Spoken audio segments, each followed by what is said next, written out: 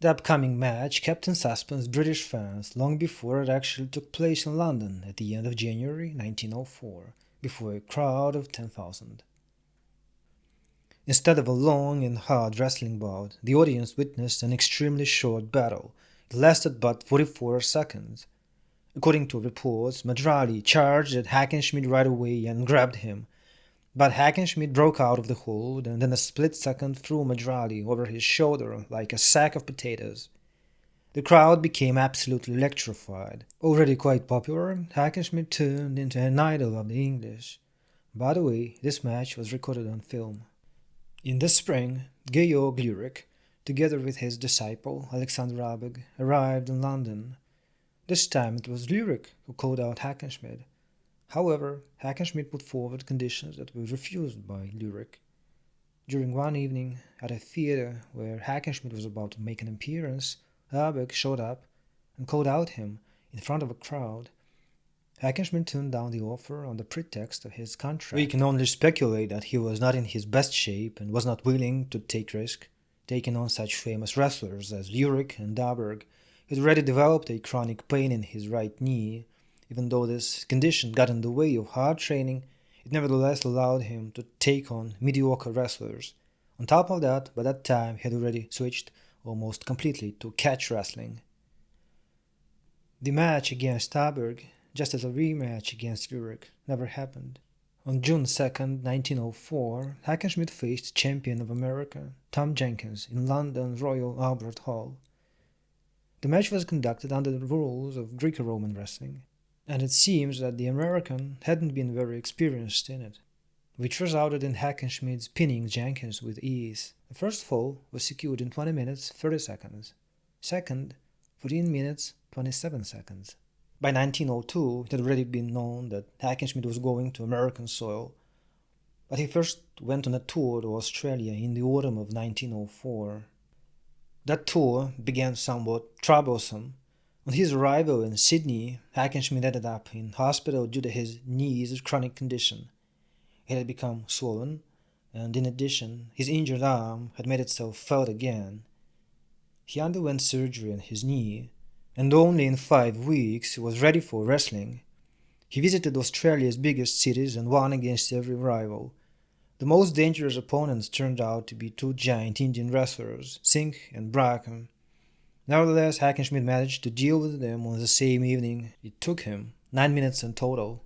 In general, wrestling in Australia was not so well advanced compared to Europe. This helped Hackenschmidt to take on a few opponents on the same evening.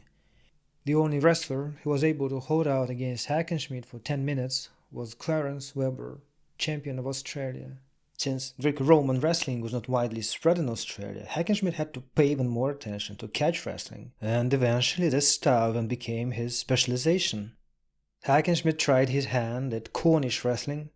In this style, opponents remain on their feet and keep hold of each other's jacket.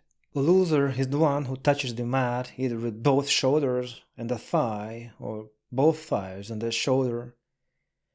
Hackenschmidt had had prior experience in Swiss wrestling, Russian belt wrestling, and in some traditional Estonian styles, where you grab your opponent by his belt or by lapels. These styles are quite similar to Cornish wrestling. All in all, Hackenschmidt's Australian tour was a big success. Among others, he won against Graz, champion of South Africa. Having finished his contracts in Australia, Hackenschmidt left for America. On May 4, 1905, a rematch was hosted between Hackenschmidt and Tom Jenkins under the rules of catch wrestling. Jenkins, champion of America, was a very formidable opponent in catch wrestling since he specialized in it. But still, Hackenschmidt secured 2 falls, the first one in 31 minutes 15 seconds, second 22 minutes 4 seconds. On the next day, Hackenschmidt was called out by another famous wrestler, Jim Parr. Hackenschmidt secured a fall in 8 minutes. Once a contract to face Jean-Baptiste was signed, Hackenschmidt got malaria. The organizers were at risk of going bankrupt and implored Hackenschmidt, if he was able to at least stand on his feet, not to drop out. Against medical advice, he entered the ring and secured the victory. His strong body held out. Later he said that his opponent's fear played into his hands. Sometime later, Hackenschmidt left the USA for Canada, where he won against every rival. Then Hackenschmidt returned to England, where new contracts had already been prepared for him. His new match was against Alexander Monroe from Scotland, champion of England. The public was extremely interested in the upcoming meet that was to take place on October 28th in Glasgow. A crowd of 16,000 came to behold. Hackenschmidt secured the first fall in 10 minutes 22 seconds and the second one in 11 minutes 11 seconds. A few weeks later, a rematch between Hackenschmidt and Madrali was hosted, this time under the rules of catch wrestling, in which Madrali was very proficient, since catch wrestling is very similar to Turkish traditional wrestling. Not a single wrestling match has drawn so much attention lately as the upcoming meet between Hackenschmidt and Madrali, an article reported in the Graphic. We can only imagine the excitement of the audience and the storm of applause at the end of the bout, since more than 10,000 people watched the event. Hackenschmidt defeated his opponent a second time. The first fall took 1 minute 34 seconds, second 4 minutes. Clearly, his first victory a few years ago was not by chance. Then, Hackenschmidt went on a tour through the USA, taking on every rival. In the autumn of 1907, he was out of commission for some time, due to his injured knee. Competition was becoming more and more problematic for him. George Hackenschmidt, renowned wrestler, is not feeling well and came back to his motherland. He believes that he soon will be able to return to England. He started taking boxing classes 1 year ago and even won against one English boxer lately. It is speculated that due to his contracts, he has to continue to wrestle for 1 year and a half. Once the obligations are complete, he's going to enter boxing contests. That report is the only source of Hackenschmidt's alleged interest in boxing. Before Hackenschmidt's departure from England to his homeland, he was called out by 4 worldwide famous wrestlers: Zbyszko from Poland, Ivan Podubny, Ukrainian, Constant Leomare, Frenchman, and Joe Rogers, American. Hackenschmidt agreed to take on the winner among them and suggested that they first enter a tournament where they compete against one another. A short time later, the Russian line returned to London by the time a bout between Zbyszko and Podubny started. Since the latter was disqualified from the tournament, the parties were Stanislaw Zbyszko was announced the winner. In the February of 1908, London, a bout between Hackenschmidt and Joe Rogers, renowned wrestler, was organized. The body weight of Rogers exceeded that of Hackenschmidt by almost 30 pounds. Still, Hackenschmidt won. Then Hackenschmidt went to the USA, and according to his contract, he was to face Frank Gotch in a bout for the title of the champion of the world. Gotch had already become a national idol. The bout between them was hosted on April 3, 1908 in Chicago, and went down in history as one of the biggest as well as one of the most controversial ones. About 10,000 people watched the clash. The course of the match was reported in detail in newspapers of that time. Here's one of them, abridged. Hackenschmidt is on the offensive.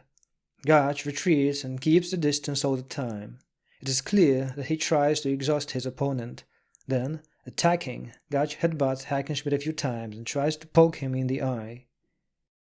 Having already been into the bout for half an hour, Hackenschmidt is protesting and suggests that the referee declare a draw, but the latter disregards his complaints. Gotch takes to illegal moves and should have already been disqualified, but the referee seems to have turned a blind eye to what's going on. Gotch pokes Hackenschmidt in the eyes. At one point, Hackenschmidt twists Gotch's thumb, but in return gets a few punches in the face. Now he is covered in blood. Gotch keeps headbutting. It is clear that he is bent on securing the victory by any means necessary. It should also be noted that overall, Gotch seems to be in better shape and better prepared.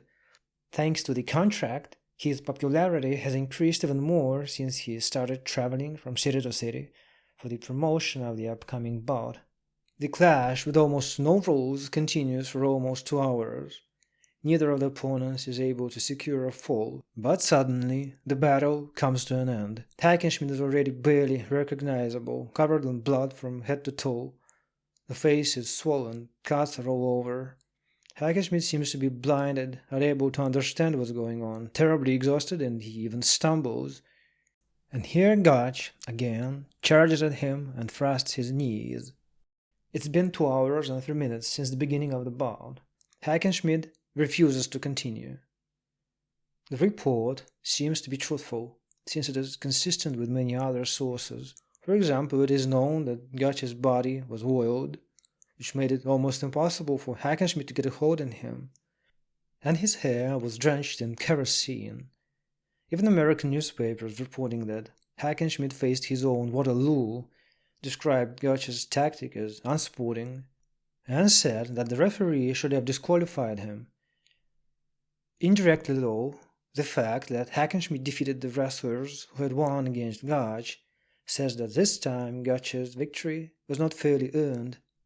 Upon his return to England, Hackenschmidt started his preparations for a match against Zbyszko, but a chronic pain in his right knee worsened and forced him to drop out. He even underwent surgery. German newspapers report that the strongman Hackenschmidt is not in good health and is now in Germany, and it seems that his professional career is over. In addition, a gossip spread that he was going to buy an estate in the suburbs of his hometown. But still, he was bent on regaining what he believed belonged to him. As for the bout against Zbyszko, it never happened. The rivals became good friends and training partners. Some time later, Hackenschmidt got back in great shape, and when Gotch came to England, this time it was Hackenschmidt who called out Gotch for a rematch. But the latter, despite great sums of money and multiple offers, turned it down. In the autumn of 1910, Hackenschmidt went on his another tour to America. It was quite successful until Frank Gotch got in his way. On September 4, 1911, Chicago, a rematch between Hackenschmidt and Gotch took place. The bout was hosted in Comiskey Park, the biggest baseball field in the city, in front of more than 30,000 people. If in the last meet against Gotch, Hackenschmidt had to deal with the unsporting behavior of his vis-a-vis, who took to all sorts of methods, this time the event turned out to be a complete disaster for Hackenschmidt. He injured his knee days before the beginning of the bout and entered the ring, only not to break the contract. The audience had no idea, of course, but Gotch knew of that injury and was quick to take advantage of it. Gotch secured the first fall in 14 minutes 18 seconds, and second in 5 minutes 23 seconds. George Hackenschmidt's professional career was over.